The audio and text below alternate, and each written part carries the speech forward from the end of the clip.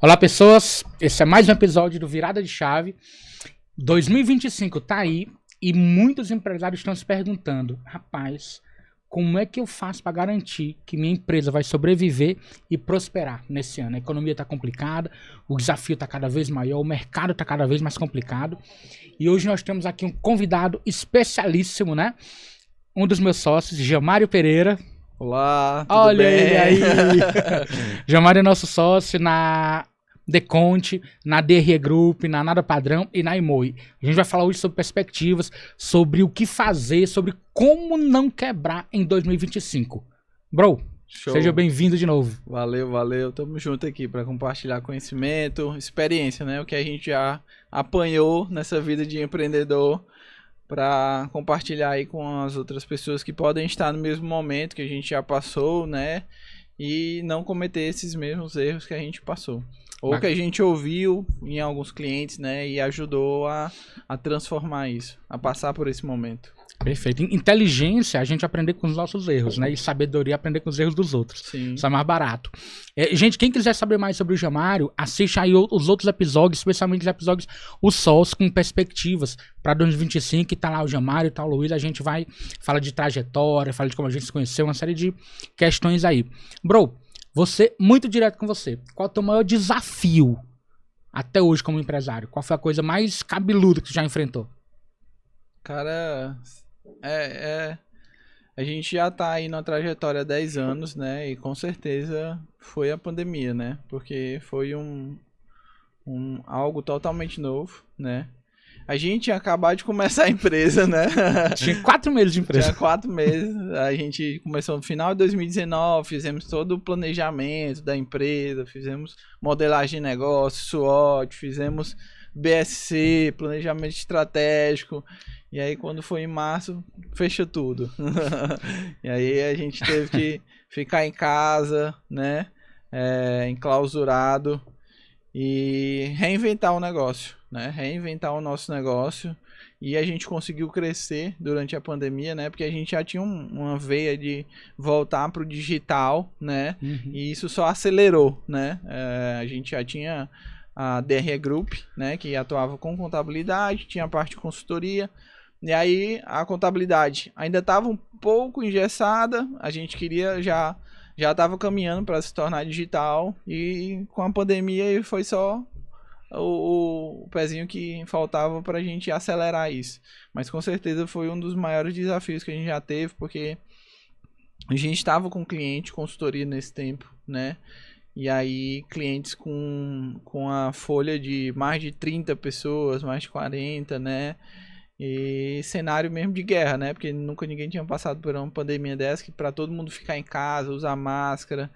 E para complicar ainda mais o roteiro, a minha mulher começou a trabalhar na área de saúde, que no tempo ela é enfermeira, né? Começou a trabalhar na linha de frente do Covid, que não tinha informação nenhuma, então a Maria Fernanda teve que ficar longe da gente, passou uns 3 meses com a avó dela no interior. Foi complicações. Eu tive que aprender a cozinhar. Viva Airfry! E o YouTube. Fazendo vários compilados de vídeo para como fazer uma asa de frango. Na mostarda e mel. Meu Deus. Cara, eu lembro que a gente ficou 6 meses, né? No lockdown. A gente ficou 6 meses totalmente. E nesses 6 meses a gente contratou gente, porque Sim. Nós crescemos, como você falou. Nós fizemos tudo 100% online.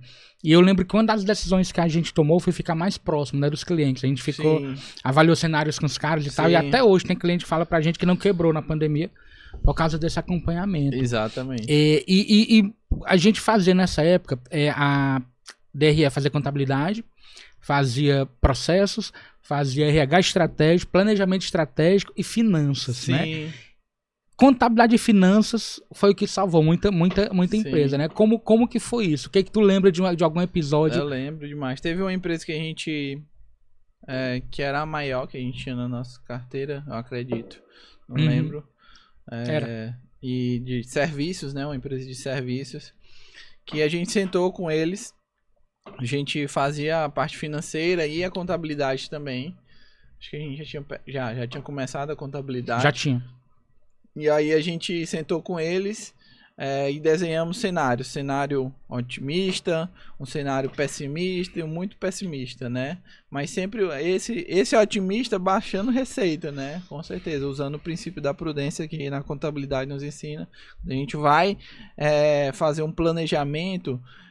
O que esse princípio diz? Você vai diminuir as receitas e vai aumentar os custos e despesas. Então, você vai superestimar custos e despesas e vai subestimar as receitas. Então, a gente usou isso e com esse trabalho conjunto com o cliente, a gente negociou com o fornecedor, mandei e-mail para o fornecedor, falamos com o pessoal de imobiliária, Aluguel, com colaborador, vendo como é que estavam as leis trabalhistas. Isso estava uma loucura, porque o governo lançou mudanças, né, no ambiente da CLT, mas ele mesmo não estava preparado para isso. Então ele lançou mudanças e os clientes ligavam do dia para a noite e disseram, eu vi que o governo vai suspender contrato, eu vi que o governo vai prorrogar, como é que eu faço? Ele disse, nem a gente sabia ainda, porque eles não tinham lançado ainda o programa, né?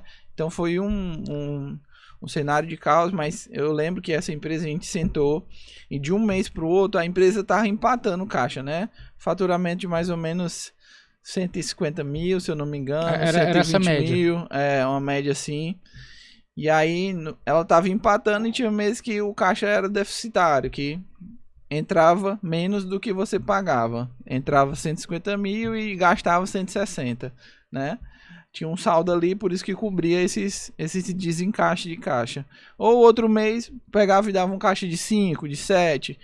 E aí, de um mês para o outro, a gente fez um trabalho, né, de avaliação de cenários, o que é que a gente poderia postergar, o que é que a gente poderia adiantar. E a gente conseguiu dar uma aliviada no caixa dessa empresa, que de um mês para o outro ela sobrou 80 mil no caixa. Então, foi um negócio tão absurdo assim, que todas as empresas estavam se retraindo e a nossa orientação para eles foi crescer, né? Eles tinham que aumentar o market share deles no mercado, né? Então, e assim eles fizeram. Eu disse, a gente conversou com eles, o banco estava aí oferecendo créditos a juros nunca mais vistos, nunca mais a gente vai ver no Brasil juros que foram aplicados na pandemia, né? Juros muito baixos, muito baixo mesmo. Então, o que é que a gente orientou, meu amigo? Que tiver disponibilidade de crédito, pegue tudo. Pegue tudo, porque não vai aparecer mais juros a esse percentual de crédito. Então, e assim eles fizeram, assim eles aumentaram, né, a frota de carro, assim eles aumentaram a participação no mercado, que depois veio a trazer mais receitas. Então esse foi o caso que eu me lembro mais emblemático dessa empresa, que saiu de um caixa zerado, ou muitas vezes superavitário ou deficitário, para um caixa de 90 mil de um mês para o outro. Isso foi muito legal, e isso foi, cara, eu acho que isso foi abril ou maio. Foi. A pandemia explodiu em março. Foi. Isso que tá falando. Final de março teve lockdown, né? 21 de março. E assim, eles tiveram, não vou dizer que é sorte, porque negócio não tem sorte, né? Mas eles estavam no mercado que era essencial. Sim. E que ficou ainda mais essencial. Então eles tiveram a oportunidade de crescer. Exatamente. Mas teve cliente nosso que teve redução de receita de 90%, 80%. Sim.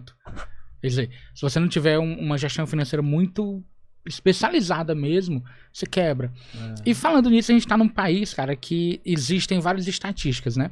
Mas a mais aceita é que 87% das empresas não passam de 2 anos. Mortalidade empresarial altíssima. Sim. Por que isso acontece? Quero saber quais são as principais causas de falências da empresa e como que o empresário pode fazer para evitar. Eu acredito que a principal, né, é gestão financeira, né? Eu acho que a gestão financeira é uma causa muito comum da quebra das empresas, porque a gente tem hoje os empreendedores empreendendo por oportunidade ou por necessidade. E a grande maioria dos empreendedores que vão começar como empresários é por necessidade e não por oportunidade. Então, a gente sempre fala, quando você vai começar um negócio, você tem que fazer um planejamento, né? Aqueles que têm um tempo maior e é mais complexo isso, mas tem que fazer um plano de negócio, né? Para entender como é que é o negócio dele, a modelagem, para ver como é que vai estar esse financeiro, o que é que ele vai ter de custos CAPEX, que é antes de começar o negócio, né? E aí depois vai ter os OPEX, que é os custos operacionais, né? Mas antes de começar o negócio, antes do negócio rodar, eu vou precisar de um valor para eu investir para começar o negócio. E depois que começar a rodar, eu vou ter que manter um capital de giro. 10 mil, 20 mil, 30 mil, não sei. Mas o cara gasta tudo antes de começar o negócio, ou na verdade já vai fazendo dívida, e ele começa já o negócio sem fôlego. E aí, muitas vezes isso, ou qualquer negócio que for, ele leva um tempo para maturar. E aí ele, como ele não tem esse fluxo, esse déficit, ele vai aumentando, né? O cara começou ali com menos 0, né? Abaixo do 0 ali, né? Começou negativo. Uhum. Então, esse valor, ele vai aumentando, essa bola de neve vai aumentando. Então, chega um momento que ele não consegue mais ir para lugar nenhum. Já pegou o que podia, o que devia e não consegue mais crescer. Então, para mim, a gestão financeira é o principal vilão, né? E aí entra também aspectos contábeis, né? Que muitas vezes a contabilidade, que é um braço muito primordial nas empresas, né? Que tem o papel do contador aí.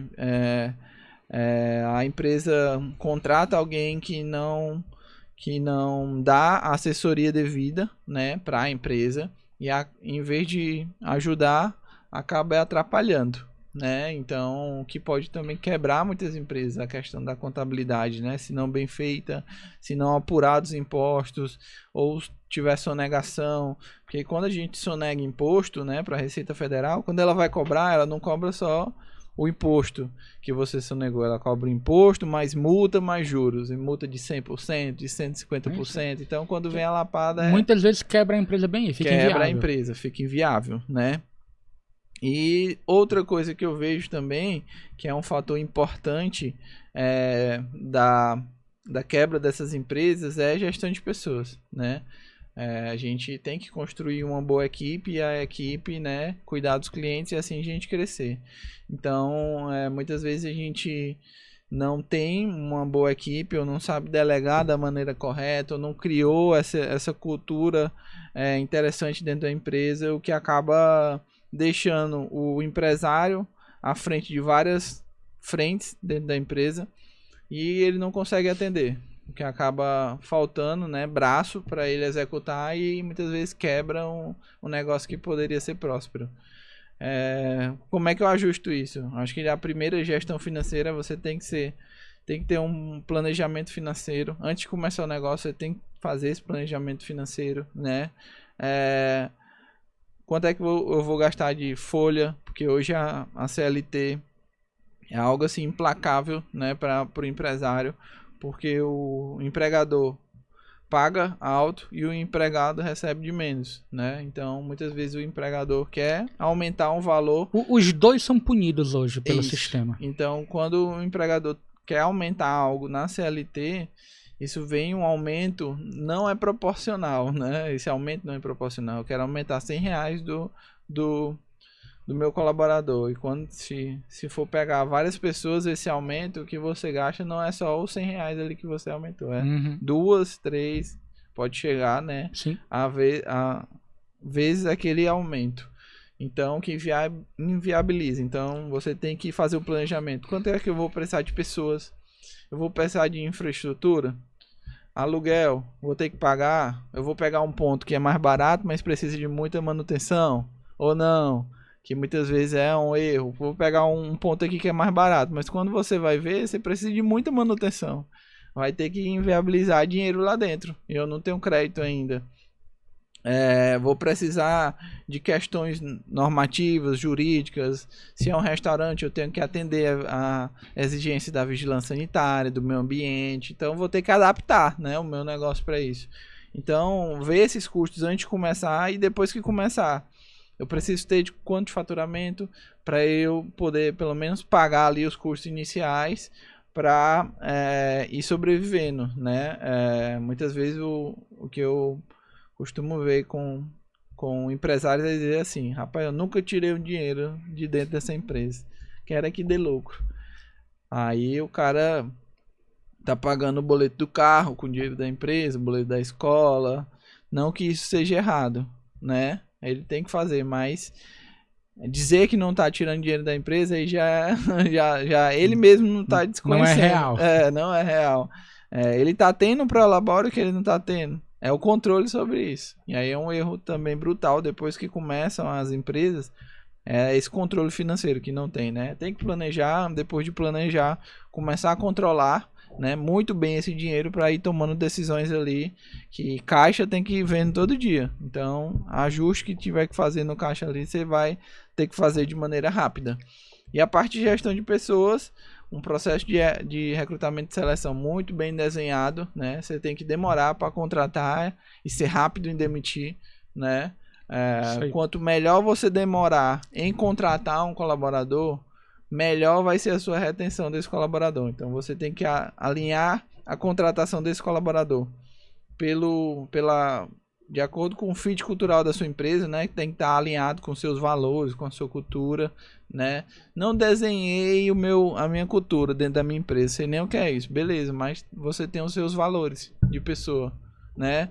O que é que você não fere de jeito nenhum? É ética, é resultado, é educação, quebra de promessa, é sonho grande. Então, tudo isso você tem que ver algum desses valores e dentro do processo de recrutamento e seleção, fazer perguntas que você consiga descobrir isso.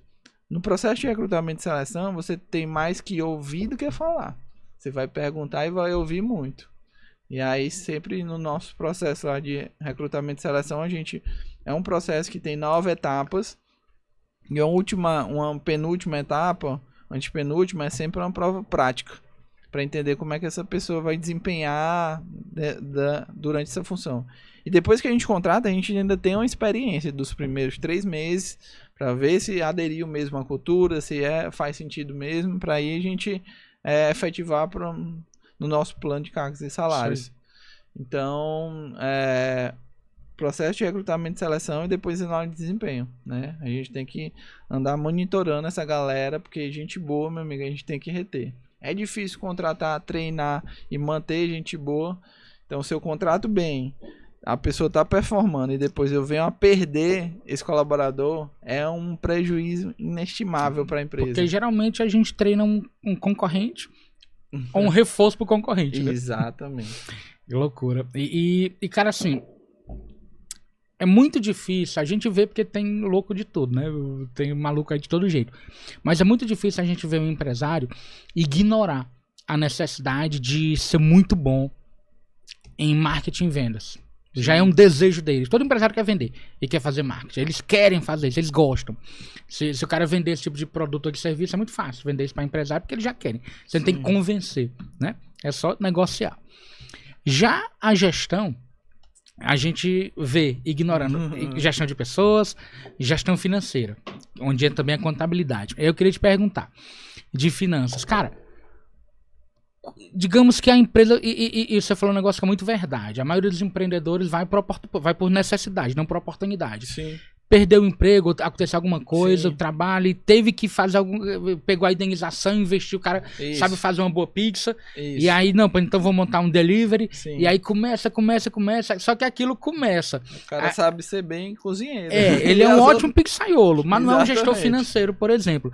Então, mas ele faz e vai crescendo, porque às vezes é tão bom que termina crescendo, mas só que tem uma hora que a empresa começa a inchar e pensa que está crescendo, e aí quebra.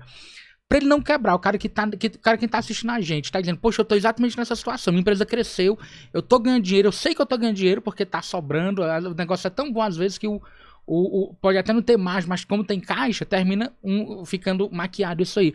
Então, o cara que diz, quando a gente fala de gestão financeira básica, quais são os mínimos controles ou as mínimas ferramentas que a pessoa tem que para dizer que tem gestão financeira? Show. Eu acho que primeiramente, toda empresa tem que ter um sistema para controlar suas finanças. Porque já acabou o tempo de... Eu nem vou falar de papel, porque ainda tem, mas é algo tão atrasado que eu não vou falar. Tem as planilhas financeiras, né, que é um avanço, sair do papel para as planilhas, e hoje tem uns sistemas. Mas, cara, hoje os sistemas estão tão baratos,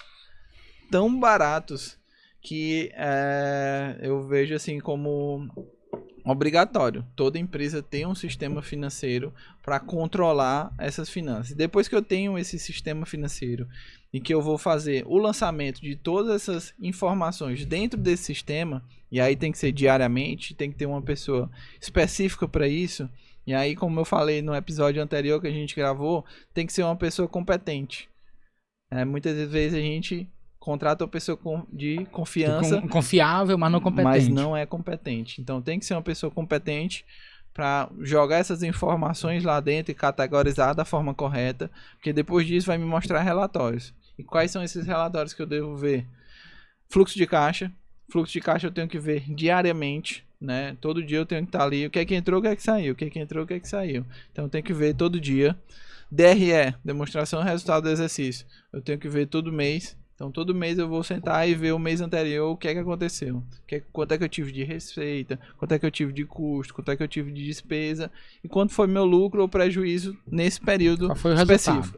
Depois eu posso comparar, né, essa DRE com relação a meses anteriores, e eu posso fazer também uma outra análise que é vertical, que é comparando linha com base na receita. São comparações que a gente tem, que é análise vertical e análise horizontal. Outro relatório é o balanço patrimonial, que é muitas vezes subestimado pela contabilidade não fazer com empresas micro e pequenas, né? Porque não é obrigatório ali, dependendo de alguns casos específicos, mas é importantíssimo para a empresa ter mais referências e ter uma maior quantidade de indicadores que mostre para onde ela está indo.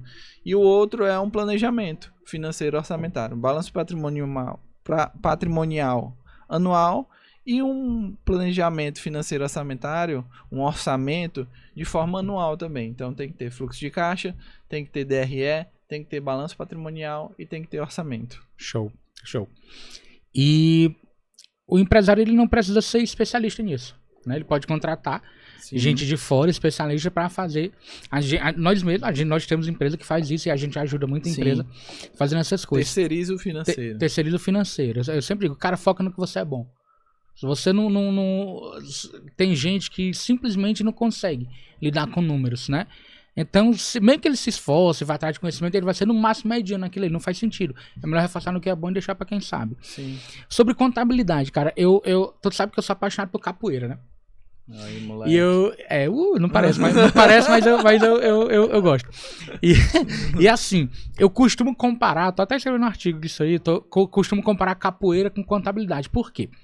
As outras lutas costumam subestimar a capoeira, dizendo, é só uma dança. E geralmente quando vai pro ringue, tem uma surpresa, leva porrada.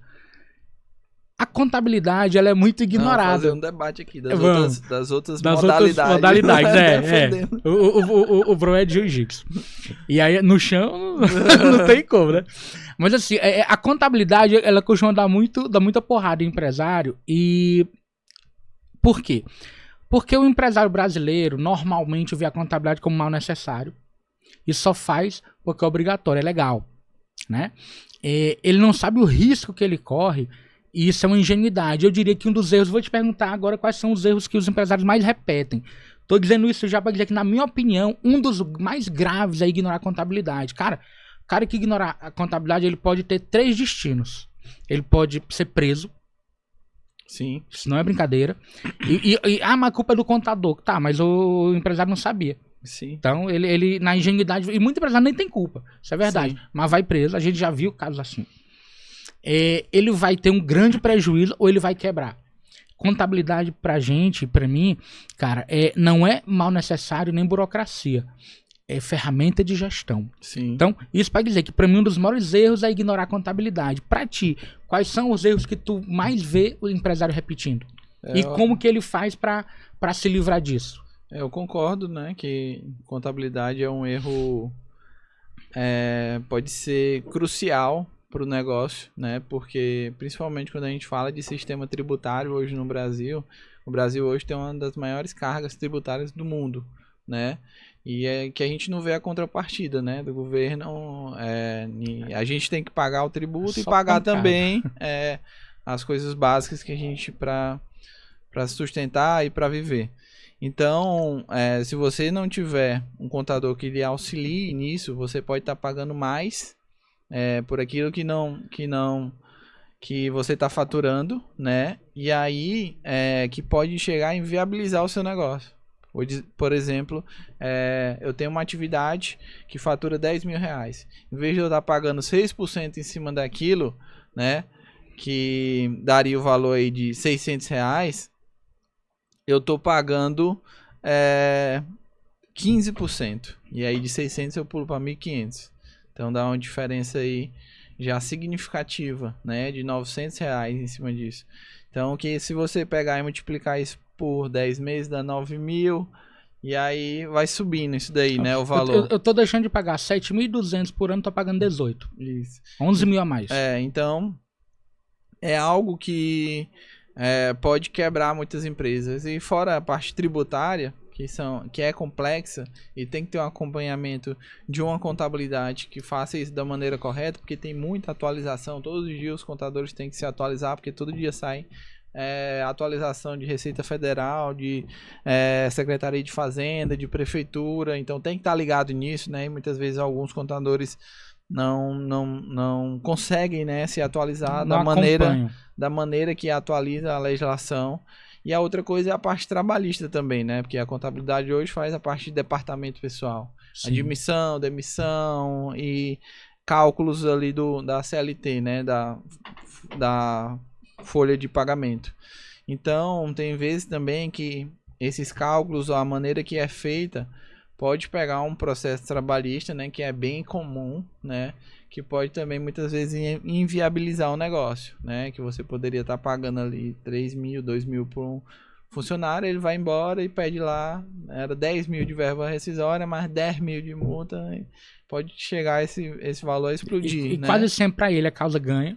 É bem complexo, né? Então, além disso, tem a questão de você cometer um crime, né? Então, sonegação fiscal hoje é um crime, então você pode ir preso, né?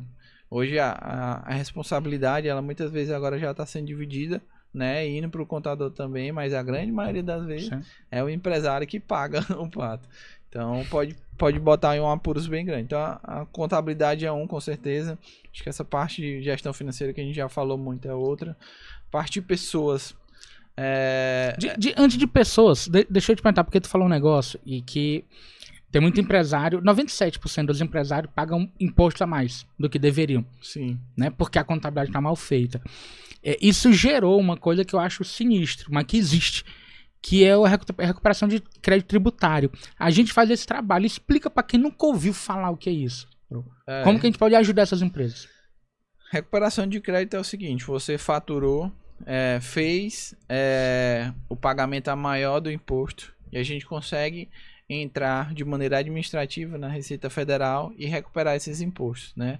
Se você não tem débito em aberto, a gente consegue restituir para sua empresa. Se você tem débito em aberto, a gente consegue compensar. Então é um dinheiro ali que você nem sabia que existia, mas pode voltar para o seu bolso. E que tem prazo. E que tem prazo, né, de até 5 anos. Depois disso, subscreve o prazo de resgate desse valor. Então o governo atual está tentando acabar com isso, né? Mas ainda estamos aí num período que pode ser feito sim essas recuperações de crédito tributário, mas já pode acabar. A gente tem um serviço que é o antifraude contábil. Que serviço é esse? Boa. A gente entra dentro da sua empresa sem ser seu contador.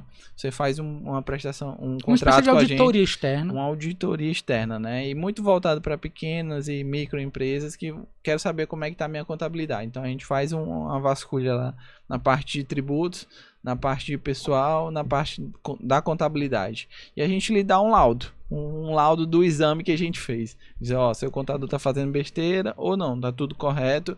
E se você tem ou não crédito a recuperar. Então, muitas empresas já se utilizaram desse benefício, que faz muito sentido. Um preço muito interessante, porque a gente pega e faz ali uma entrega rápida. Dentro de 30 dias a gente começa o processo e entrega isso. Então, é um serviço bastante pedido, né, pelas empresas que não querem trocar o contador, porque já tem um contador há muito tempo, mas querem entender como é que está. E muitas vezes a gente mostra que está errado, e mesmo assim a empresa não troca, né, o contador, mas a gente mostra o que é que está errado e como é que resolve. E aí é um super benefício para a empresa que contrata. E na prática, isso significa que a gente pode identificar se a empresa tem crédito a recuperar e a gente consegue trazer de volta tudo que ela gastou a mais nos últimos 5 anos, né? Nos últimos 60 meses. Eu lembro que alguns clientes nossos foram salvos na pandemia por causa disso. Porque é uma receita, o cara, como eu falei antes, o cara teve lá 80%, 90% de perda de receita de um mês para o outro. Então esse crédito segurou muita empresa, né? É um trabalho muito importante. E ele só existe porque contador erra. Exatamente. Olha que loucura. E a maioria, esses que a gente faz de forma administrativa, sem precisar ir no judicial. E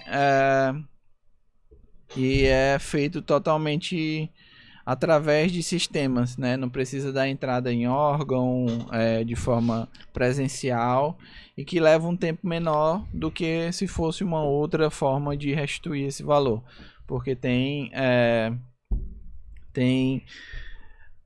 recuperações de crédito que podem demorar aí muito tempo, né? Transferência jurídica. Então, demora. Essa, como a gente faz de maneira administrativa, é mais rápido, porque a grande maioria é para empresas do Simples Nacional.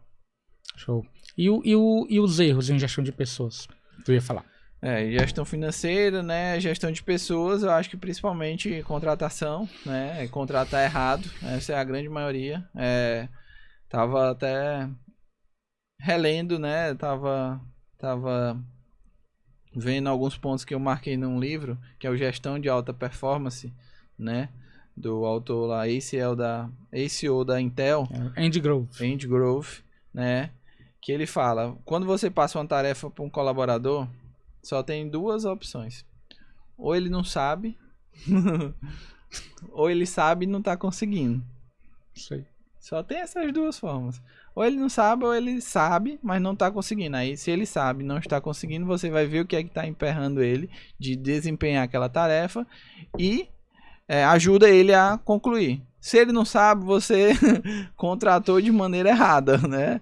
Ou botou ele em uma função que não tem nada a ver com o perfil dele. Então, acho que a contratação é um dos maiores erros, porque a grande maioria das vezes a empresa só contrata quando já perdeu o colaborador, quando está sem a falta do colaborador. É urgente. É urgente. Ela não tem um processo que é permanente de recrutamento e seleção. Todo tempo está recebendo currículo e já está começando entrevista, para quando precisar já está a pessoa ali para começar. E a gente sabe que quando a gente contrata tem um tempo de maturação, tem um tempo de treinamento e muitas vezes pega o colaborador, não tem um onboard que a gente fala, né, uma ambientação, joga ele de qualquer forma, não treina, e aí o colaborador muitas vezes não desempenha e aí bota a culpa no colaborador, quanto muitas vezes a culpa é do gestor que não treinou, não ambientou o colaborador naquele local. Então, gestão de pessoas tem a falta de o recrutamento e seleção feito de maneira errada, falta de treinamento, com certeza, é um dos grandes erros, né? E parte de análise de desempenho, né? Análise de desempenho hoje é um grande calcanhar de Aquiles nas empresas. A gente não tinha ferramentas ideais para fazer isso, mas a gente tem uma agora espetacular que consegue ajudar isso, mapear onde é que o colaborador tem que melhorar e depois construir um plano de desenvolvimento individual para cada colaborador. Que ferramenta é essa, Eric? Metodologia Chaves. Nesse livro que você citou, do Andy Grove, né? Gestão de alta performance, ele fala lá um pouquinho de avaliação de desempenho. Sim, e ele diz lá, quando ele escreveu o livro, não existe uma ferramenta que possa medir com exatidão, que a pessoa possa entender exatamente tanto o nível que está, como o que tá faltando para que ele fique no nível ideal.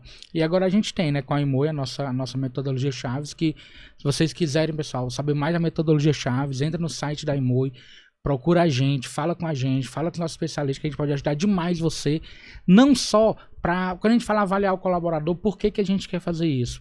Gente, todo mundo concorda que o maior ativo das empresas são as pessoas. Então, cara, se você não tá medindo, você não tá gerenciando. Então, se você não tá fazendo avaliação de desempenho com competência da tua equipe, você tá deixando de avaliar ou de ter na mão o teu ativo mais importante. Pra mim, o cara tá brincando de ser empresário, né? A gente tem que avaliar não só para saber. Identificar é o básico, é o diagnóstico que a gente vai chamar. O que a gente precisa é entender o que tá faltando para esse cara ser do jeito que eu quero. Eu preciso de um cara nota 10. Eu tenho um cara nota 6. Esses 4 pontos estão aonde? Nossa metodologia te entrega, deixa na tua cara, de forma muito simples para você ir lá entender. E aí é questão de resolver fazer. Procura a gente que a gente consegue ajudar você. Concordo que muita empresa quebra porque perde talentos. Sim. E perde talento porque não avalia direito. Eu sempre falo, gente boa gosta de ser avaliado, gosta de ser reconhecido e faz questão de trabalhar no ambiente meritocrático. Não dá pra falar em meritocracia sem avaliação de desempenho. Sim. Show. Quando a gente fala a metodologia Chaves, ela é uma inovação, né? E, cara, qual é o impacto das inovações nas empresas? Acho que é gigante, né? Acho que nas nossas empresas a gente sempre fala, né? Que é algo que a gente viu muito falar, né, com os outros empresários. Aí já tivemos uma conversa com o Jeff Bezos através dos livros dele, né? Então lá ele fala que quem é responsável por inovar não é só o dono da empresa, o CEO, os C-levels, os diretores, todo mundo. Então todo mundo que está dentro da empresa pode dar sugestões de como inovar dentro da empresa. É lógico que muitas empresas não permitem isso, né? Não ouve o colaborador. Mas se você é uma empresa que dá esse espaço para o colaborador conversar, você tem a cultura ali de estar conversando com o seu colaborador, o que é que pode melhorar, essa cultura do feedback, né? Com certeza pode sair uma ideia inovadora de onde você menos espera. Então hoje, como a gente está aí num processo de globalização, acho que tem muita coisa aí que você consegue fazer para inovar dentro da sua empresa. A inteligência artificial hoje é uma super ferramenta. Eu acredito que nunca vai substituir o ser humano, nunca, porque ela não vai ter dados para reagir a situações que nunca aconteceram. Só o ser humano que vai estar ali entendendo o que é a situação para responder da maneira correta. Eu acho que isso é a inteligência artificial agora, né, nesse momento e nos próximos não tem como fazer ainda, né, e não vai ter essa substituição. Vem tecnologia, vai tecnologia, sempre precisa dos seres humanos. Mas um fato é que ela otimiza o tempo, aumenta a produtividade de uma maneira absurda, né? A gente utiliza nas nossas empresas para várias coisas na área de marketing, na área de comercial, na área de finanças, né? Planejamento. Então, isso otimiza o seu tempo de uma maneira, assim, incrível, né? Um exemplo que eu vi, né, recentemente, foi até uma empresa que a gente acompanha muito, que é o G4, né? Que lá eles têm os preparadores de leads, que é os SDRs, né? Que é um cargo, uma função que ele pega o cliente que está interessado em saber mais sobre o G4 e ele aquece, ele inspeciona quem é aquele cliente, o que é que ele faz, qual o faturamento, para daquelas informações ele passar para outro vendedor, que é o closer, para fechar o serviço mais adequado para aquele cliente. Então, eles já fizeram um processo lá de inteligência artificial para a primeira ligação ser feita pela inteligência artificial, pelo bot. Então, e cara, é muito massa, o cara ligando, né? Olá, tudo bem? Sou do G4 Educação. E aí pergunta quem é que eu tô falando, é a pessoa fulano de tal. E aí, vários comandos e várias... muitas vezes não sai perfeito, né? Porque ainda estão ajustando. Sim. Mas eles têm um ganho, assim, de produtividade absurdo. Então, acho que...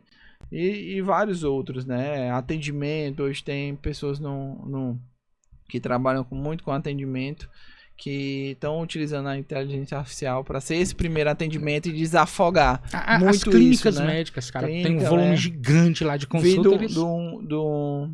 do plano de saúde, que é um plano de saúde que tem lá em São Paulo, né? Que o nome dele é Alice. Uhum. E os caras construíram uma inteligência artificial para fazer uma anamnese do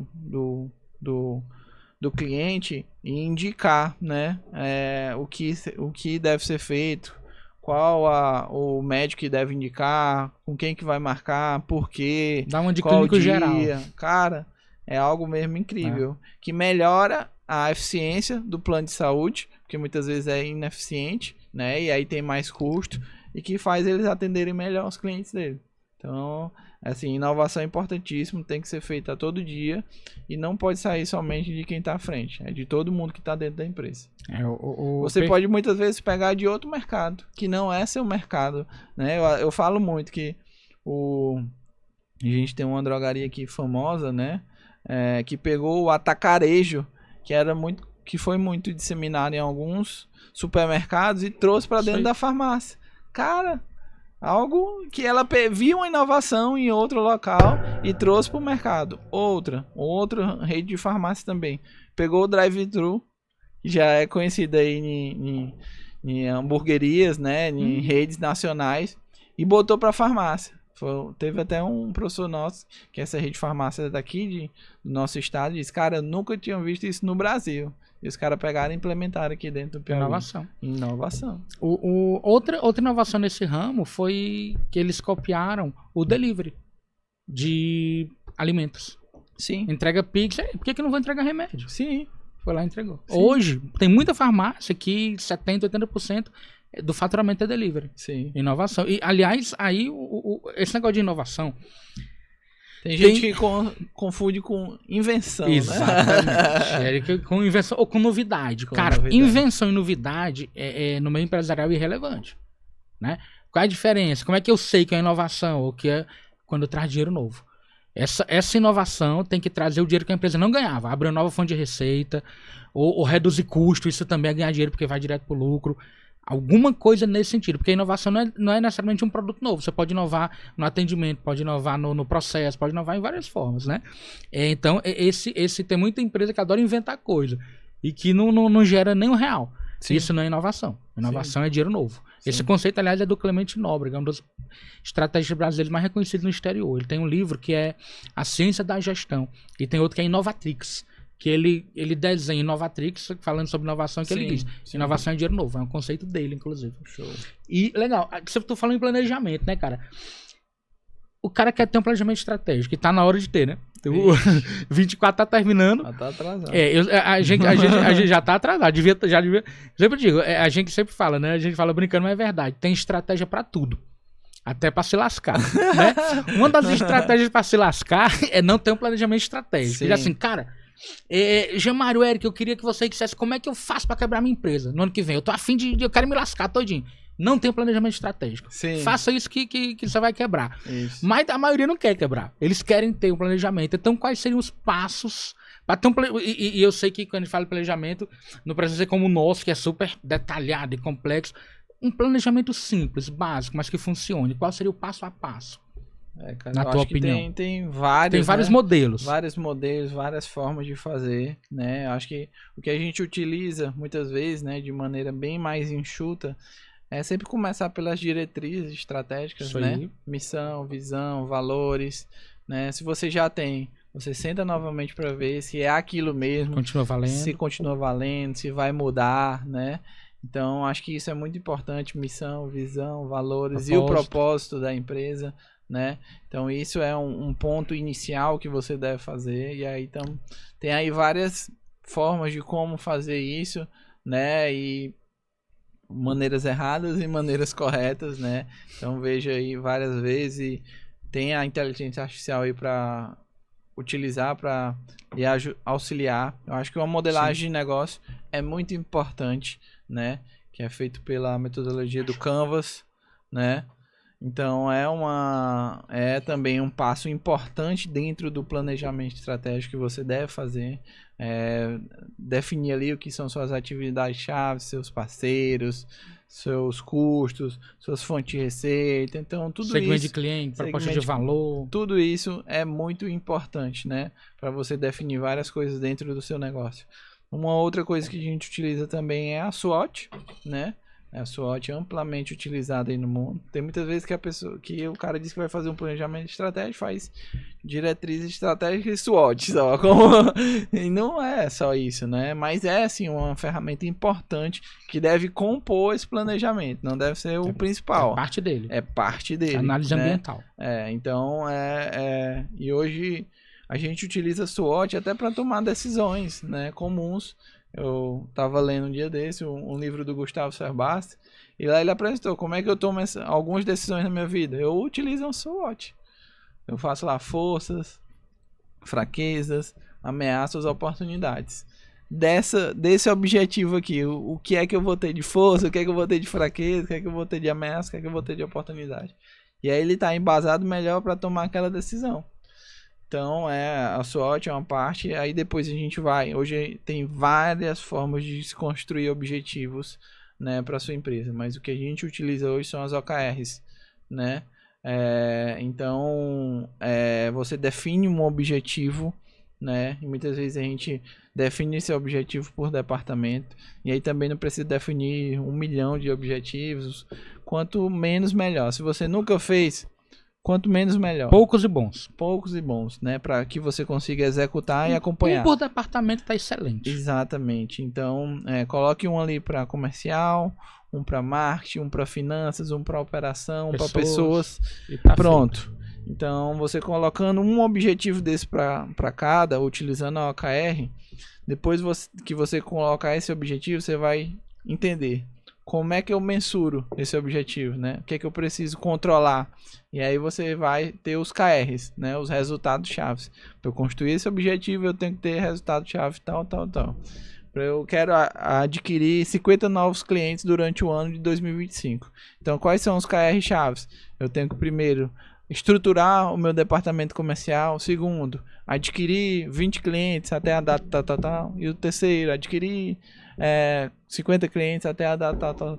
Então e a partir desses resultados chaves, você constrói ações, né? Porque aí você monta um plano de ação e aí você vai executando isso, distribuindo dentro do seu tempo para você fazer. Porque hoje o gestor tem uma infinidade de questões para fazer.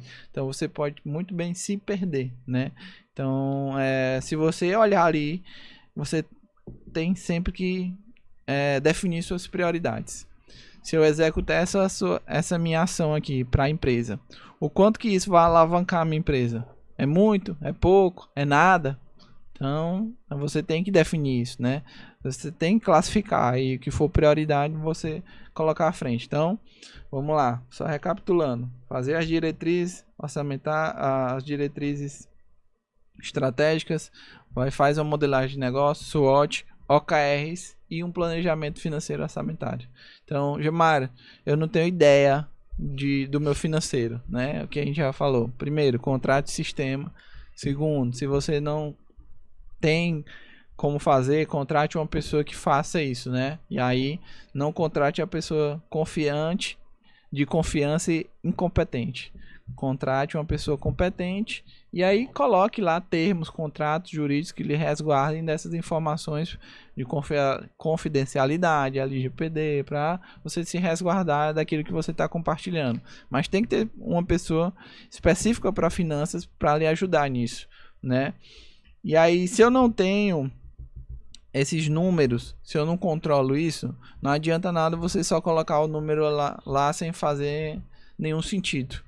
Então, você como se você fizesse o exame e não voltasse para mostrar para o médico. Você vai fazer, mas não vai nem controlar, nem seguir. Então, não consigo fazer do ano. Faça de 3 meses. Não consigo fazer de 3 meses. Faz de 1 mês. Estou aqui em dezembro, vamos fazer para janeiro. Quanto é que eu tenho que ter de receita? Eu vou fechar tantos contratos. Tenho que fechar pelo menos 5 contratos. Esses 5 contratos, com os contratos que já tem hoje, vão dar quanto? É 20 mil, 30 mil? Em cima disso, o que é que eu já pago hoje? Eu pago funcionário, eu pago aluguel, eu pago energia, eu pago água. O que é que mais eu pago aqui? Vê, duplica isso pro ano de janeiro. Vê se vai mudar. Você vai ter que contratar pessoa nova. Se você vai ter que adquirir algum um móvel, né? Algum equipamento novo. Se você vai ter que adquirir um serviço novo. Uma tecnologia, né? E aí você vai planejando. Planeja um mês e aí você vai ajustando isso. Então, acho que assim, é um planejamento, vou até dizer, mais sofisticado para ser um inicial, mas vai fazer muito sentido. Na primeira vez que você vai fazer, vai ser mais doído, vai ser bem mais complexo. Primeira vez dói. Vai, mas depois você vai ver que a rotina vai lhe melhorando com relação a esse planejamento e vai lhe tornando mais assertivo. Que você vai fazer esse planejamento e você vai conseguir já ter um direcionamento melhor e clarear, né? Muitas vezes, porque muitas vezes o meu modelo de negócio não está mais funcionando. Então tem que mudar totalmente. Não deu o resultado que a gente queria. Então tem que ajustar. Faz parte. A gente está aí no mundo do empreendedorismo e cada dia aparece novidade e a gente tem que se adaptar. A média, só para você ter noção, trazendo para o mundo de startups, de modelo de negócio, a média é que o terceiro modelo de negócio funcionou. Os unicórnios. Sim. Os outros é porque de repente nem descobriram qual é o modelo de negócios, né? Cara, antes da próxima pergunta, eu queria só... show de bola. Eu acredito que esse modelo de planejamento, que é o que a gente utiliza, que é o que eu acredito. Se você não conseguir fazer sozinho, contrata a DRE. Contrate a DRE, meu amigo. Aliás... A gente nem tinha vaga, mas a gente vai abrir, né? Uma vaga porque a gente, como tá à frente das outras empresas, isso demanda muito tempo, né, da gente. Então essa agenda de mentoria estava fechada, então a gente vai abrir uma vaga aí para quem quiser ser mentorado pela DRE Group, por mim ou pelo Eric Marcelo.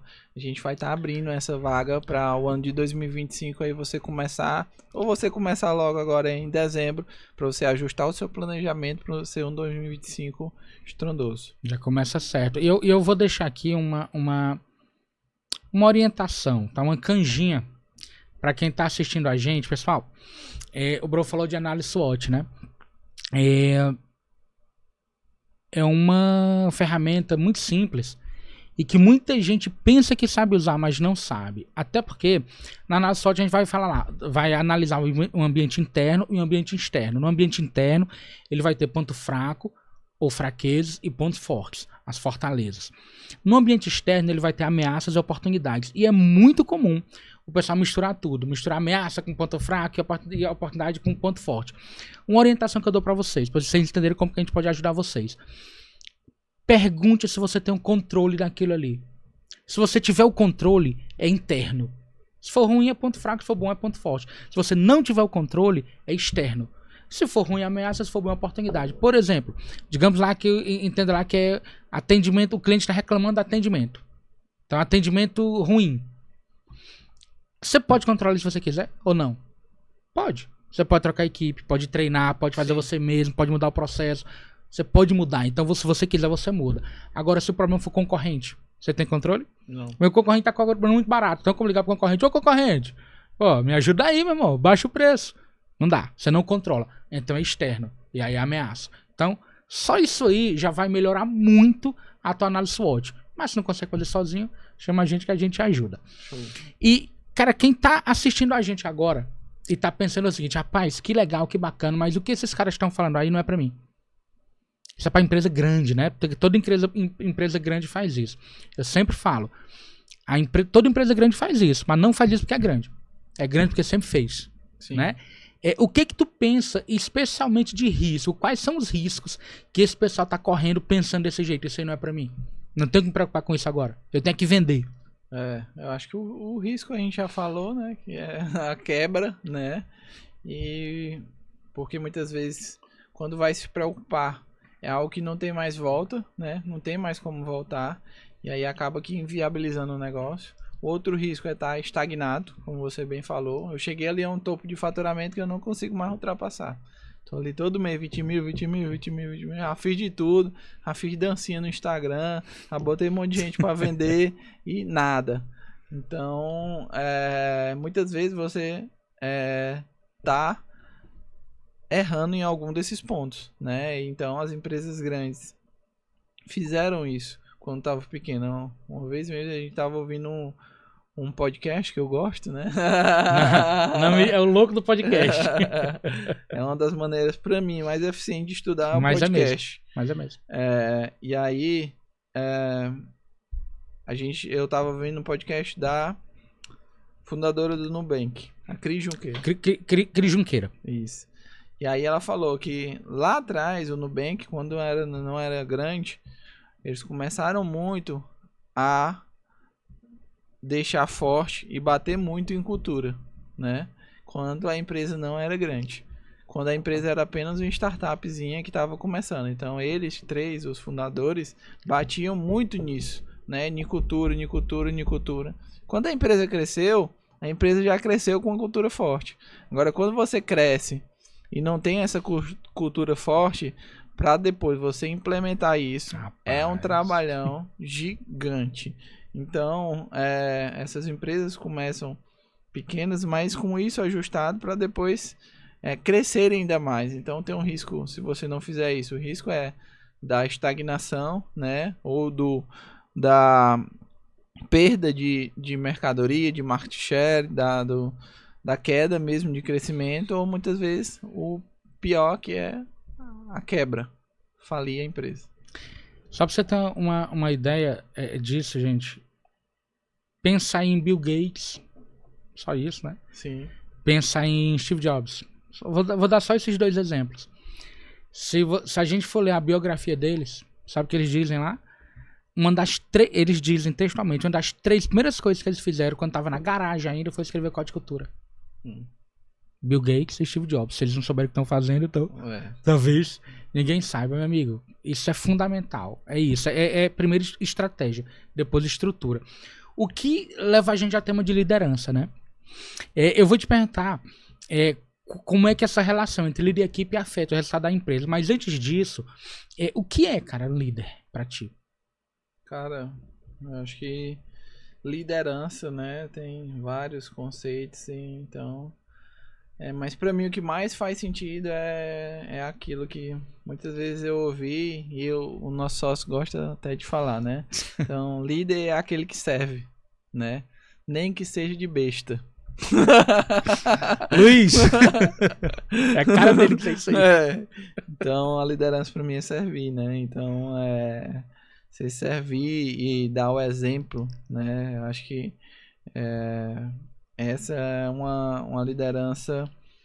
Você consegue construir uma liderança forte, né? Porque muitas vezes você tá ali dizendo o que é para fazer e você mesmo não faz, né? Então, eu muitas vezes digo, a palavra convence, mas o exemplo arrasta, né? Então, acho que para mim ficou isso muito claro assim que eu tive uma filha, né? Tem a Maria Fernanda, 7 anos. Muito então, linda. Você fica dizendo lá, fala papai, fala papai, fala papai. Não fala, aí falou, diz, poxa vida, ou outro palavrão qualquer, e aí ela aprende o palavrão, em vez de falar papai. Então... E se a gente sorrir, ferrou, porque aí é que ela vai fazer mesmo. Então, coisa ruim é muito mais fácil, né, de se aprender. E se você tá dando um exemplo ruim, você tá falando que não faz aquilo, mas você faz... você não vai conseguir ensinar da maneira que é para ser. Então, liderança pelo exemplo, para mim, é a forma mais eficaz. E para descrever o que é liderança, eu acho que é servir, né? Na minha concepção. Show de bola. E como que afeta o resultado, cara? Essa relação entre líder e equipe. Como é que a empresa pode se beneficiar disso, se for bem feito, e o que pode atrapalhar se não for bem feito? Cara, eu acho que muitas vezes a gente tem muitos posts, né, falando o líder e o chefe, né, a diferença entre líder e chefe, né, que o chefe manda, o líder faz junto e várias coisas, mas eu acho que impacta muito, né, por exemplo, em ter um time unificado. Eu acho que quando a gente tem uma liderança forte, a gente consegue ter um time unificado, porque a equipe sabe e confia na pessoa que está à frente. Então ele sabe que se der alguma merda, né, quem vai puxar primeiro isso é o líder, né? Se deu tudo certo, parabéns para a equipe. Se deu errado, a culpa é do líder. Essa tem que ser sempre a atitude do líder. Ônus e bônus. Ônus e bônus, né? Então, se ficar milionário, meu amigo, você tem que deixar a sua equipe também muito bem. Então, a liderança, para mim, é crucial, né? E aí nem todo mundo nasceu para ser líder, né? A gente vê isso. Pode ter o cargo que for, né? Pode ser o CEO da empresa, mas se você não é líder, você não vai conseguir mover aquela equipe, né? Para você construir um negócio perpétuo, né? Então, e ao mesmo tempo que influencia muito pro bem, influencia muito pro mal. Muitas pessoas saem das suas empresas por causa dos líderes. Porque o cara não sabe liderar, o cara é mesquinho, o cara não ajuda. O cara não tá demitindo a empresa, né? Tá demitindo o líder dele. Exatamente. Então, é um fator primordial para crescimento. Ter um líder à frente do negócio para todo mundo ver ali, se inspirar algumas vezes, entender também que ele é humano e que erra, né? E seguir junto. Cara, o que for, a gente tá junto, unir os propósitos e seguir. Porque na hora que der merda vai pra ele vai segurar, né? E na hora também que der muito certo, todo mundo vai se beneficiar. E te perguntar um negócio. Pra mim, onde é que liderança é mais importante? É importante em todo lugar. Mas se a gente for olhar a pirâmide da hierarquia da empresa, a gente vai ver lá o nível tático, o nível que está no meio, o nível estratégico que está acima e o nível operacional, que é a base, né? Eu sempre digo, liderança é importante em todos esses setores. Sim. Mas no tático é mais importante. Porque, além de supervisionar, esses caras vão ser os grandes guardiões da cultura. Não dá para desassociar ou separar a cultura e liderança. Se tem muita empresa que deixa de crescer porque não tem líderes fracos, tropa perdida. Caveira! É isso aí. E tem muita empresa que deixa de crescer porque não tem supervisor, coordenador e gerente. Que tá ali no tático, né? Tu concorda com isso? Sim, com certeza. Eu acredito que como as pessoas que estão mais próximas aos colaboradores, muitas vezes com muitos, né? Tem que ter. Você consegue ser guardião dessa cultura até um determinado ponto da empresa. A partir do momento que você precisa de líderes dentro da empresa, você tem que replicar isso. Você tem que ter pessoas para fazer isso. Então, daqui a um tempo vai ter mais pessoas no estratégico ou no tático? Dependendo do tamanho da empresa. Com certeza no tático. Sempre no tático. E muito no operacional, né? Mas dos dois de liderança, com certeza mais no tático. Então, são primordiais para o crescimento da empresa. E aí você tem que saber identificar quem são esses colaboradores que muitas vezes caem num erro tremendo de contratar. Por exemplo, o exemplo mais comum é com o vendedor, né? O cara tem um excelente vendedor, o melhor vendedor e pega, eu vou dar a coordenação comercial para você. Perde o melhor vendedor e ganha um péssimo gerente. Exatamente. E ainda não segue a cultura. Então, é algo, eu concordo totalmente. Show. E aliás, a nossa metodologia Chaves, né, ajuda a identificar o talento e a preparar esse talento para ser um líder. Porque, cara, assim, imagina que a gente quer montar um escritório em São Paulo, em Fortaleza, em Brasília e em Porto Alegre. Tu vai pra lá? Tu vai pra um. E os outros? Se a gente não tiver líder... Floripa, tamo junto.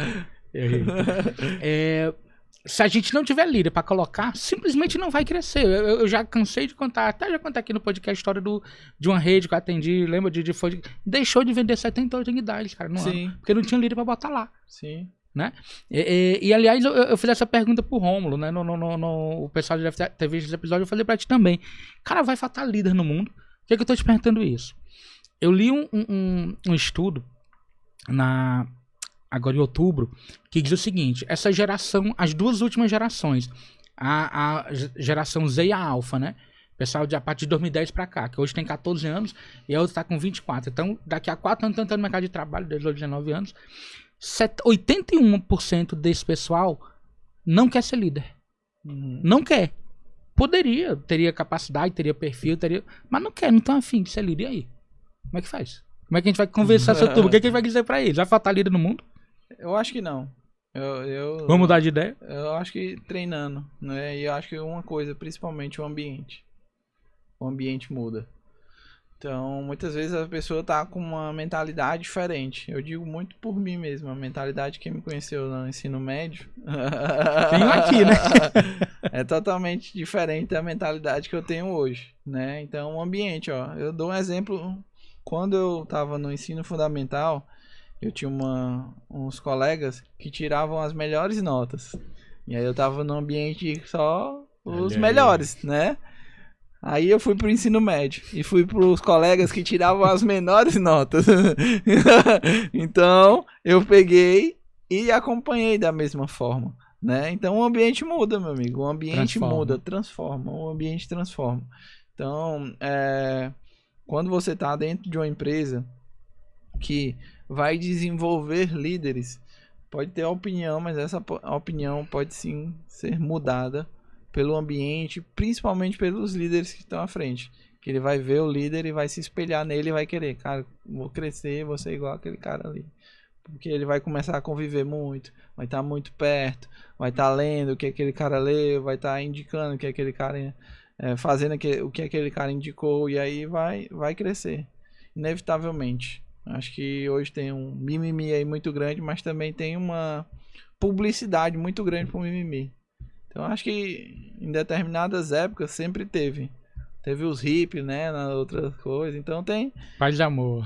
Então sempre tem esses públicos, né, que são sim,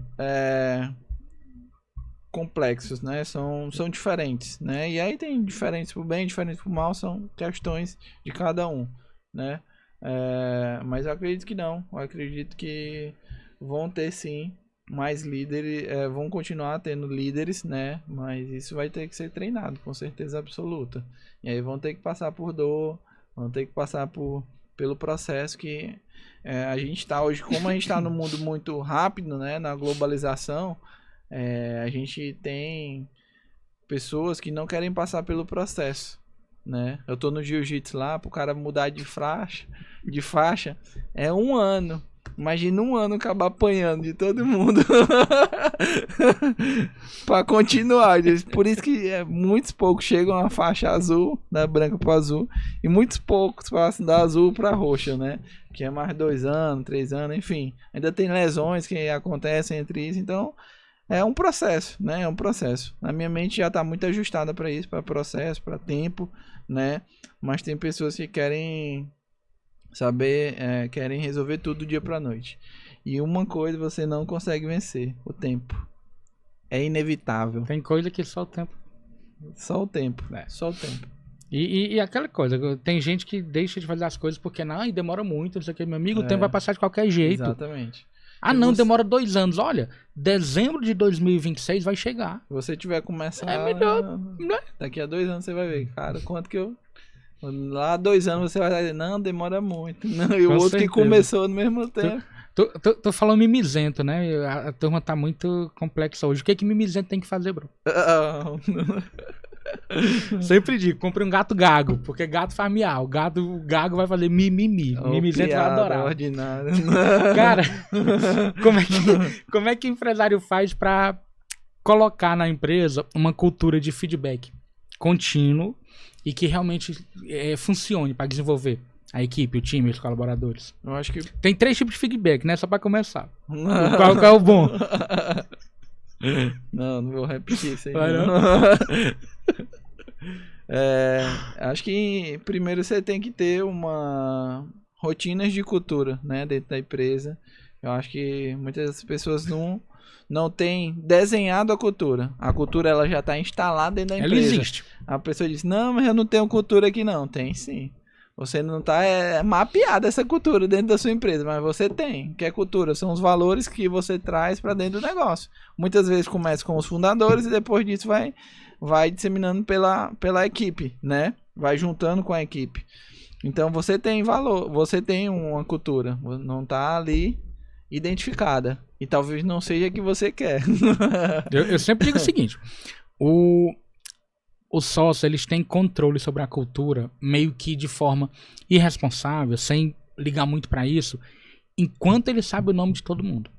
Sim. A partir do momento que você tem que já tem lá 100, 200, 300 mil colaboradores, você não sabe o nome de todo mundo, aí se você não fizer rituais como reforço de cultura, reunião, enfim, esse tipo de coisa, já era. Aí a cultura vai ser do jeito que o colaborador quer. Exatamente. Não do jeito que deveria ser. Exatamente. E aí, se coincidir que passar que o cara quer, ótimo, deu certo. Foi sorte.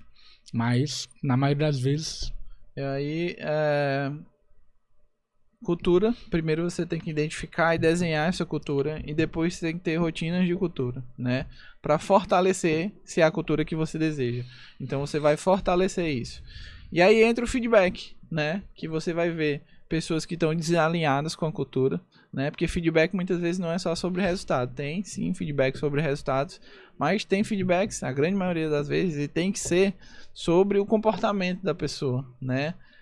Então, eu gosto muito de utilizar as reuniões one-on-one, né? Que você senta com uma outra pessoa. É a melhor ferramenta. Muitas vezes com o seu liderado, né?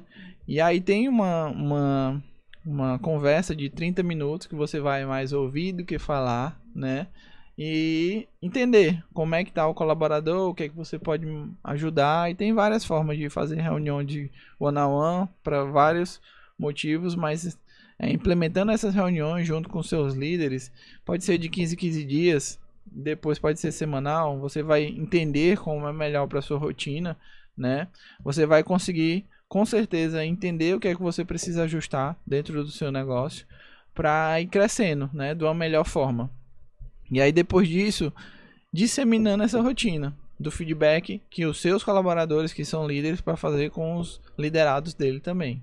E aí você vai disseminando essa cultura do feedback.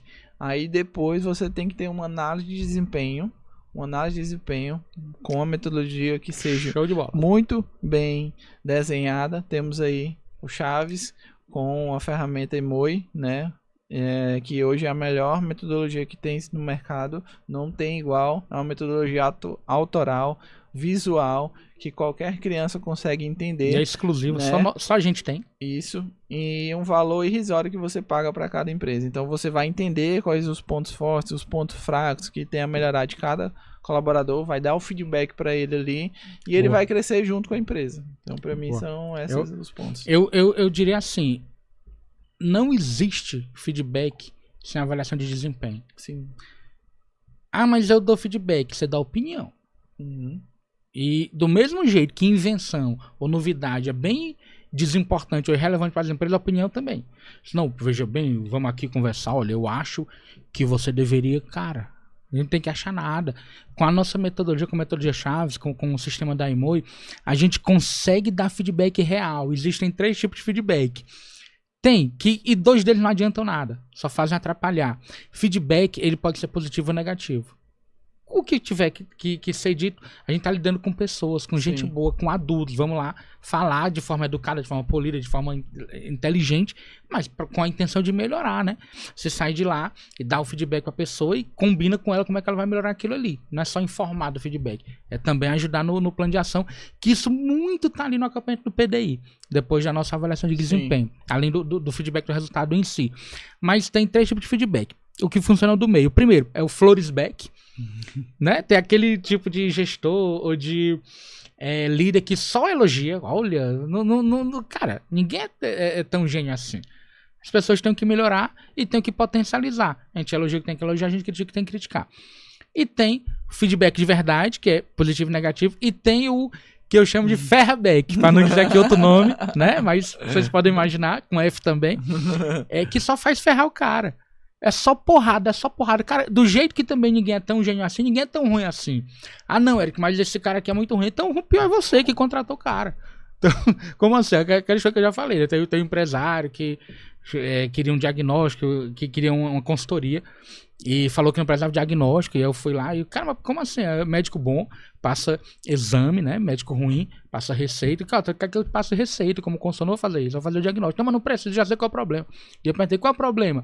E ele disse, é porque só tem gente burra na minha empresa. Eu falei, bicho, quem foi animal que contratou esse pessoal todo? Que fui eu, quer dizer, acho que só tinha um lá, a gente não fechou com ele, né? Não sei porquê.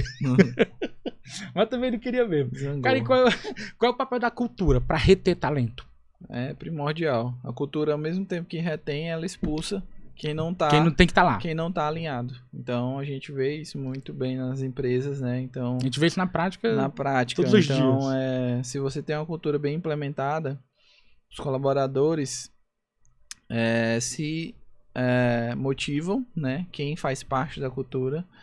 E quem não faz parte da cultura, que ele vê que não tá ajudando, eles mesmos indicam, querem ajustar ou demitem esse colaborador. Eu digo que a cultura, ela forte, ela funciona como o Capitão Nascimento no Tropa de Elite, né? Pede pra sair, pede pra sair. Eu sempre digo isso. Com certeza, absoluta. E gente, a Emo, a nossa metodologia Chaves, ela pode ajudar você a não só identificar, mas a potencializar esse talento, porque é uma avaliação de desempenho por competências. É muito simples a gente entender que quanto mais competente tua equipe mais resultado tua equipe vai ter. Melhor vão ser executados os processos, mais resultado vai ser atingido, mais lucro a empresa vai ter, mais dinheiro no seu bolso. Então, Emoi, guarda esse nome e procure a gente que a gente pode lhe ajudar. Bro, bate bola. E aí, bate bola do jeito Maju, né? Não do jeito Eric. Eu entrego mesmo. Vamos lá. Bate bola, jogo rápido. Um livro, cara, que mudou tua visão sobre negócios. Já vou logo te dizer, não vale dizer aquele que tu sempre diz outro. Lá, que é aquele do Flávio Augusto, o primeiro que tu leu. Ah, não. Diz outro. Não, um livro que foi o que a gente já mencionou aqui hoje, né? O Gestão de de Alta Performance. Genial. Do ex-CEO da Intel, Andy Grove. Então, é um livro que eu li esse ano, né? E fez muito sentido pra mim. Então, peguei muitos insights poderosos lá, que alguns já aplicava, né? E outros eu comecei a aplicar. Então, é um livro... Tem que ser de cabeceira, de consulta. É de consulta. Não é pra você ler uma vez. Então eu tenho que até que reler, tava vendo ele hoje aqui, tem uns pontos que eu marquei no marca-texto e é muito interessante, que a gente muitas vezes esquece, tem que relembrar. O Andy Grove, ele ficou famoso, e depois que ele ficou famoso, ele lançou esse livro. E é um livro de 1983, né? Exatamente. Em 80... E faz muito sentido ainda hoje, cara. E vai fazer nos próximos 200 anos. Vai fazer. Ele em 81 ficou famoso porque ele disse uma frase em uma entrevista, né? Ele falou assim, cara, e aí, qual é o segredo para as empresas? Nessa época tinha o Jim Collins, que hoje é o maior consultor do mundo, ele estava escrevendo aquele livro dele, Empresas Feitas para Vencer. Outro pancada. E esse livro, ele fez uma pesquisa durante quase 20 anos, cara. Muito bom. E é espetacular. É o então, segundo que eu ia indicar, assim, né? Tava nessa vibe, e aí ele falou, cara, afinal, qual é o segredo para as empresas? Porque o Jim Collins tava escrevendo. Jim Collins e John Porras, que foram, a gente fala muito do Jim Collins, mas tem... E tava na expectativa, o cara vai lançar um livro dizendo... Porras aí. John Porras, no plural. São dois americanos. Estudaram em Harvard. Poxa nenhuma. E aí, cara, ele perguntaram pro Andy Grove, né? Cara, vai ter um livro aí, né? Do Jim Collins. O que você acha que vai ter nesse livro? Como é que vai estar sobreviver? Aí ele disse uma frase que até hoje ela é famosa. Ele falou o seguinte, o Andy Grove, né? Só os paranoicos sobrevivem. É uma frase clássica dele que ele até botou um pouquinho nesse livro. Sim. Show. Um erro que você jamais cometeria. Novamente. Novamente. Novamente. Nunca mais cometeria. Cara, aí acho que um erro que a gente já cometeu bem lá atrás foi fazer um processo de recrutamento e seleção só por indicação. Não tão demorado. Não tão demorado, né? Bem simples. Então acho que é um erro que a gente já cometeu no começo, né? Bem no começo. E que a gente vê o quão sentido faz quando a gente tem esse processo de recrutamento e seleção muito bem estruturado, né? Você perde um pouquinho de mais tempo lá na contratação, mas você ganha uma pessoa muito boa para seguir dentro da empresa. É tempo bem investido. Com certeza absoluta. Show. A maior lição que tu aprendeu como empresário? Cara, Difícil? difícil. Mas eu acho que eu acho que já tinha muito em mim, né? Isso de servir, mas eu acho que você só cresce se você dividir. É dividir para multiplicar. É dividir para multiplicar.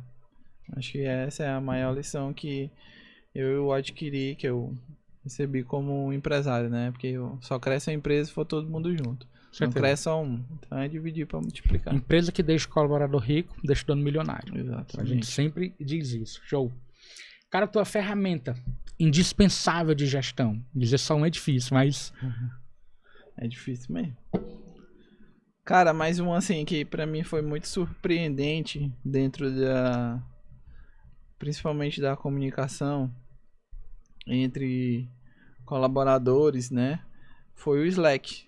Pra mim é uma ferramenta que a gente sempre utilizou muito o WhatsApp, né, para comunicação interna entre as empresas. Sim. E depois que a gente começou a utilizar o Slack, eu vi um ganho ali de Organização, organização produtividade. e produtividade, né, dos colaboradores e principalmente nessa comunicação interna. Então, assim, tem muitas, mas para falar um aqui de bate-pronto, o Slack foi muito bom, é muito bom. Se tu me perguntasse, eu fico entre Slack e agenda.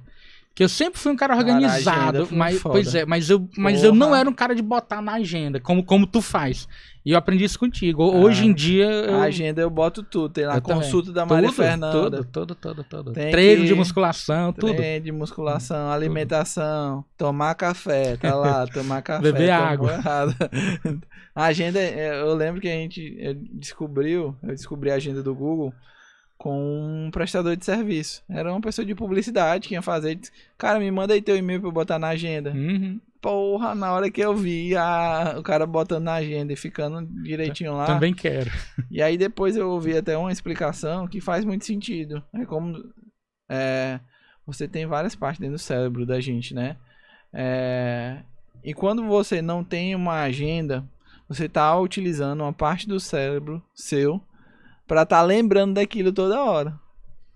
Então você pega, joga isso para agenda e ela lhe ajuda nisso. Então é como se você estivesse desocupando uma parte do seu cérebro e botando para agenda para lhe aumentar a sua produtividade. Como a história de roupa, né? Não vamos preocupar com isso. Tá? Roupa preta. A mamãe disse hoje, disse, rapaz, vai mudar esse teu guarda-roupa aí. Disse, não, deixa meu preto. Vou comprar mais 3 blusas pretas. Aí a Bruna fica doida, ó. A Maria Júlia disse que não tem que mudar o meu guarda-roupa. Ela já me deu a paleta de paleta cores. Eu tô de seguindo, cores. tô não? Tá, só tem preta essa tua paleta. Não, cinza. Não, cinza também, tá marinho, o negócio tá bonito. Enfim, cara, em uma palavra. Em uma palavra. O segredo do sucesso. Em uma palavra. Persistência. Disciplina. Eu diria disciplina. Disciplina. Acho que é uma habilidade. Uma vez eu vi num livro, né, que a gente tem habilidades naturais, que aí são conhecidas como dons, né? Conhecidas como dons, são dons presentes, naturais. são presentes que a gente nasce ganha com e- aquilo, né? E tem Não, habilidades. não temos mérito nenhum. Isso. Foi É uma habilidade ganhamos. natural. O Michael Phelps, o maluco, nasceu com dom, mas o maluco também teve que ter uma disciplina absurda pra ganhar aquele tanto de ouro. Porque tem tantos nadadores que recebem esse dom, mas o cara não tem a disciplina necessária. Tem habilidades naturais e tem habilidades adquiridas. E a disciplina foi uma habilidade que eu adquiri. Eu não era disciplinado, né? Mas eu consegui adquirir essa habilidade e hoje tudo que eu me ponho a fazer, eu coloco a disciplina ali em primeiro lugar para eu fazer. Então, se você olhar para você pegar um filme de uma vida de alguém bem-sucedido e for ver dia por dia, é chata para burro, porque a rotina do cara é a mesma todo dia, né? Então, você tem que ter a disciplina de beber água. Qual é o segredo para emagrecer? Tem um super pulo do gato aí. Beba mais água, se alimente bem, E durma bem. faça atividade Treine física e durma bem. e durma bem. Então, mas são coisas difíceis de você executar isso. É simples, mas não é fácil. Exatamente. Eu também diria disciplina, mas o teu estágio de disciplina tá muito mais avançado do que o meu. Isso ainda preciso melhorar. Legal. Pessoas, gostaram desse episódio? A gente falou sobre planejamento, sobre contabilidade, sobre finanças, sobre a importância disso, sobre gestão de pessoas, sobre os riscos, né? De não fazer nada disso. Queria convidar você para conhecer o site da Imoio, para seguir o nosso canal, ter outros conteúdos como esse. Segue, interage, compartilha com empresários. Se você achou interessante o que a gente falou aqui, coloca para alguém ouvir também. E principalmente, pessoal, o Bro falou aqui de disciplina no final. Hoje em dia, as pessoas estão obesas de conhecimento e raquíticas de execução. Então, execute, discipline e, de novo, pega a orientação. Se você não consegue fazer sozinho, converse com a gente na DRE, consultoria, mentoria nessa área de gestão, tudo que a gente falou aqui. Temos a Deconte de contabilidade, temos a Imoio para avaliação de desempenho e gestão de pessoas. A gente consegue revolucionar o RH da sua empresa. Se você ainda não tem RH, a gente consegue implementar e construir, começar a construir junto. Conseguimos fazer isso e temos a Nada Padrão, que atua com marketing, né? E com inteligência imobiliária e aí especificamente no setor imobiliário. Beleza? Bro! Valeu. Show de bola. Tamo Valeu, junto. valeu. Tamo junto. Vamos pro próximo, gente. Continua acompanhando, vai ter muito mais conteúdo como esse. É o Virada de Chave. Vamos pra cima. Tamo junto. Valeu. Valeu.